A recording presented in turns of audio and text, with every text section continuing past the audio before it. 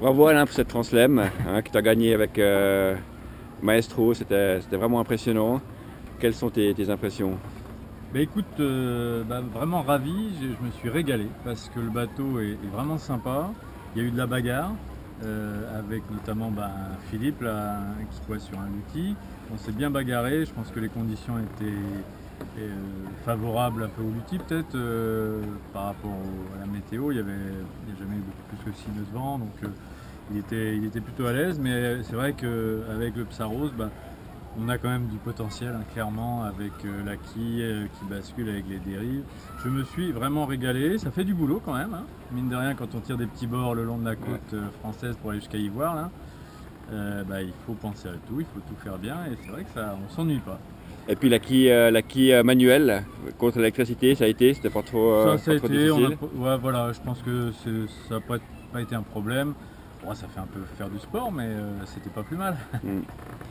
Et puis tu t'es entraîné pendant une semaine, tu as pris ça très au sérieux, c'était impressionnant. En tout cas, merci beaucoup d'avoir Oh, accepté écoute, l'invitation des Psaros.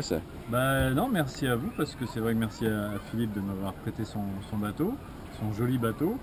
Et non, c'est important quand tu fais les choses, il faut essayer de les faire bien. Donc je pense que c'était important de connaître un petit peu le bateau, même si j'ai dû naviguer que 4 jours hein, avant, mais ça suffit pour prendre en main un bateau qui, même s'il est complexe, il est quand même facile à mener. Enfin facile, il est pratique, il est bien pensé, donc c'est vraiment agréable. Excellent quoi. Écoute, merci encore Et infiniment d'être venu sur le lac bravo à Léman vous, hein, et parce on que espère te revoir j'ai pensé très à toi bientôt aussi. quoi. Ah, moi j'ai trouvé Ah, très ça me rude. fait. J'ai trouvé très rude. Mais tu t'es accroché parce que c'est quelquefois, quand tu sais que tu es dans. Voilà, c'est facile d'abandonner hein, parce que les conditions n'étaient pas faciles au début. Et non, c'était bien de s'accrocher, puis ça a payé puisque tu as quand même bien fini, hein, pas loin, pas si loin derrière que ça, hein, du tout. Hein. Et puis avec Luc, tu l'as un peu croisé ou il était aussi. Ben non, Luc, il est parti Qui dès le était sur le départ. SUI 300. Ouais. Luc, il était dès le départ vers Bellevue là. Mm.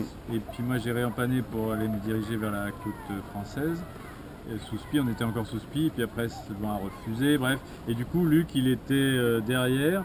Et puis c'est vrai qu'on a pu s'échapper après Ivoire là. Lui il a empanné quand on a traversé pour aller vers Gland.